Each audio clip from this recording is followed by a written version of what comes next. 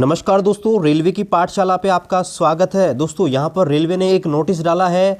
जी हाँ दोस्तों, वो आपके रिगार्डिंग है, रिजल्ट के रिगार्डिंग। क्योंकि दोस्तों आप सभी को पता है कि रेलवे ने यहाँ पर बहुत सारे स्टूडेंटों को एक से ज़्यादा पोस्ट के लिए सेलेक्ट कर लिया है। ऐसे में जो टोटल वैकेंसीज थी 35,200 और कोई, उनके लिए 20 गुना कैंडिडेट यानी लगभग 7.5 लाख कैंडिडेट लेने थे। तो दोस्तों इतना कैंडिडेट रेलवे नहीं लिए हैं, 2 लाख के आसपास ही कैंडिडेट रेलवे ने लिए हैं। तो ऐसे में बहुत सारे स्टूडेंटों ने आज गुस्सा दिखाया और रेलवे मिनिस्टर को ट्वीट किया। तो रेलवे ने यहाँ पर फाइनली एक यहाँ पर नोटिस डाला गया है और सब कुछ क्लेरिफाई किया है कि भाई हमने ऐसा क्यों किया है। तो यहाँ पर जानते हैं कि पूरा यहाँ पर क्या मामला है और कैसे यहाँ पर रेलवे ने इन चीज़ों को क्लेरिफाई किया है, वो सब यहाँ पर देखते हैं। तो यहाँ पर आप देखिए, ये नोटिस अभी डाला है जस्ट थोड़ी देर पहले। तो यहाँ पर देखिए, attention of the railways has been drawn to the concern raised by some student, यानी कि कुछ स्टूडेंट के द्वारा रेलवे का ध्यान आकर्षित किया गया है over the process of shortlisting candidate for second stage CBT, यानी कि जो एनटीपीसी का रिजल्ट 14/1/2022 को जारी किया गया था। तो उसमें जिन कैंडिडेट को सीबीटी 2 के लिए शॉर्टलिस्ट किया गया है, उनके लिए बहुत सारे स्टूडेंटों ने रेलवे का ध्यान आकर्षित किया है। तो यहाँ पर दोस्तों इन्होंने बोला है it is connection it retired that the procedure for shortlisting candidate for the second stage CBT had already has been given under para number 13 of original notification C number 1/2019। और यहाँ पर आप देख सकते हैं। तो इन्होंने दोस्तों यहाँ पर क्लेरिफाई किया है कि भाई जो आपका नोटिफिकेशन सी नंबर 1/2019 था, जो 28/2/2019 को पब्लिश हुआ था, उसके पैरा नंबर 3 में हमने स्पष्ट रूप से लिखा है कि भाई प्रत्येक कैटेगरी के लिए हम 20 गुना कैंडिडेट को लेंगे। ऐसा दोस्तों इन्होंने क्लेरिफाई किया है। आगे दोस्तों यहाँ पर बोला गया है, in this employment notice 13 category were advertise, यानी कि 13 जो कैटेगरीज थी उनके लिए यहाँ पर वैकेंसी निकाली गई थी।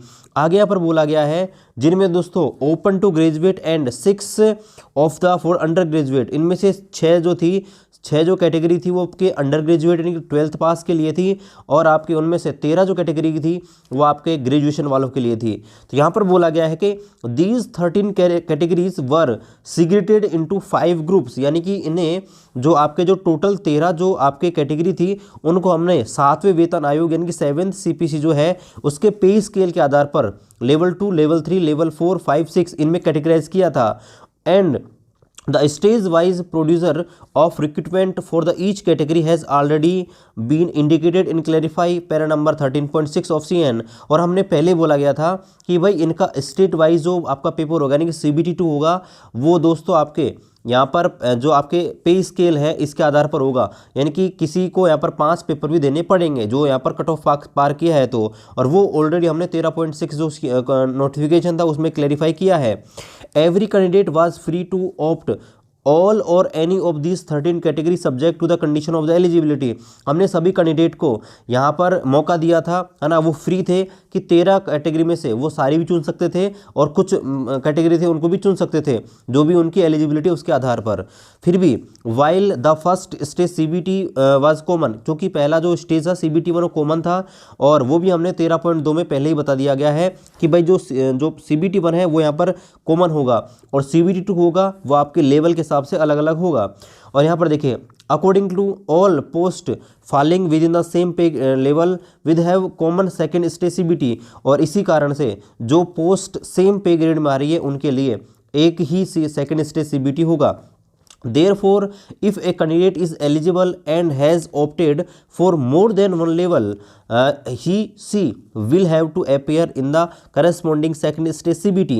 तो जैसा कि यहाँ पर नोटिफिकेशन के पैरा नंबर 13.6 में लिखा गया है कि अगर कोई कैंडिडेट एक से अधिक पोस्ट के लिए क्वालिफाई करता है तो उसको उसी के अनुसार यहाँ पर CBT 2 भी उतने ही देने पड़ेंगे। ये हमने पहले ही बता दिया गया है।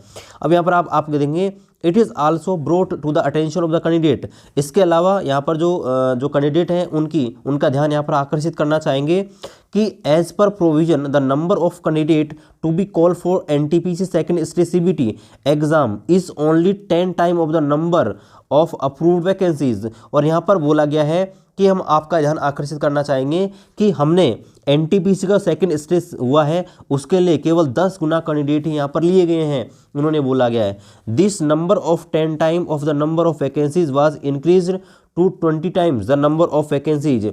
अब दोस्तों उसको हमने 20% यहाँ पर इंक्रीज कर दिया गया है, ऐसा इन्होंने बोला है। The under vacancy number 2019 to protect the interest of the candidate, जो कैंडिडेट के फेवर में था, यानी कि हमने 20 गुना कैंडिडेट यहाँ पर लेने का फैसला किया है।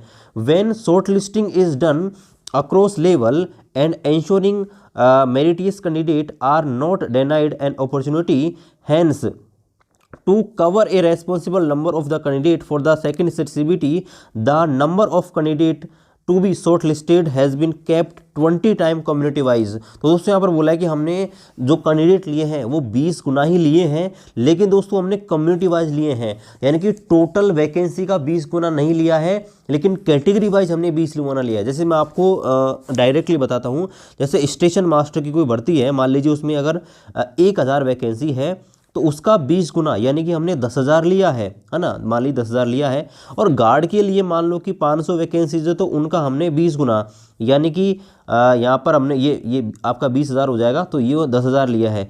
यानी कि टोटल हम देखें तो वैसे तो हमने 30,000 कैंडिडेटों को लिया है, लेकिन ये 30,000 कैंडिडेट नहीं लिए हैं क्योंकि इनमें से कुछ कॉमन होंगे, तो ऐसे में 30,000 की जगह हमने कम ही कैंडिडेट लिए हैं, ऐसा रेलवे ने बताया। लेकिन कैटेगरी वाइज हमने उतने ही कैंडिडेट यहाँ पर लिए हैं। तो यहाँ पर बोला गया है in attention while an eligible candidate will have to appear for the each of the separate corresponding second stage CBT as per इस एलिजिबिलिटी एंड द ऑप्शन। तो यहाँ पर जो भी कैंडिडेट हैं जिन्होंने भी जिस कैटेगरी में अपनी कट ऑफ पार की है, उन्हें अधिकार है, वो एलिजिबल हैं कि वो अपना अलग अलग सेकंड स्टेज CBT देंगे। और यहाँ पर बोला गया है ही she will be selected and final appointment will against one post only, और वो आगे जाके सिर्फ एक पोस्ट के लिए ही यहाँ पर सेलेक्ट होंगे, ऐसा यहाँ पर बोला गया है। Hence, the question of the depriving any deserving candidate from selection does not arise। इसलिए दोस्तों यहाँ पर किसी प्रकार का कोई गड़बड़ी का मामला नहीं है, जो भी छात्र हैं यहाँ पर प्रोविजनली रेलवे के रूल्स के अकॉर्डिंग यहाँ पर लिए गए हैं, ऐसा दोस्तों रेलवे ने यहाँ पर क्लैरिफाई किया है।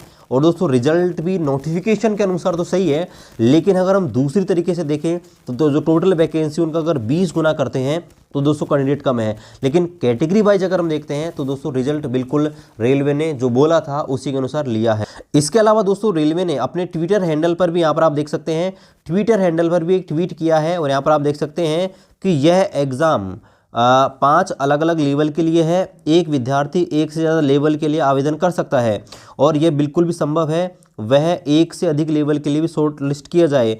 फाइनल रिजल्ट में केवल एक ही अभ्यर्थी का चयन होगा, इस बात को आपको ध्यान रखना है। तो ये सब कुछ क्लैरिफाई दोस्तों रेलवे ने अपनी तरफ से किया है। यहाँ पर मैंने आपके सामने जो ऑफिशियल नोटिफिकेशन है NTPC का वो आपके सामने खोल रखा है। और दोस्तों अगर यहाँ पर हम देखते हैं तो पैरा नंबर देखो मैं आपके सामने निकालता हूँ, ये आपका पैरा नंबर 13.2 है।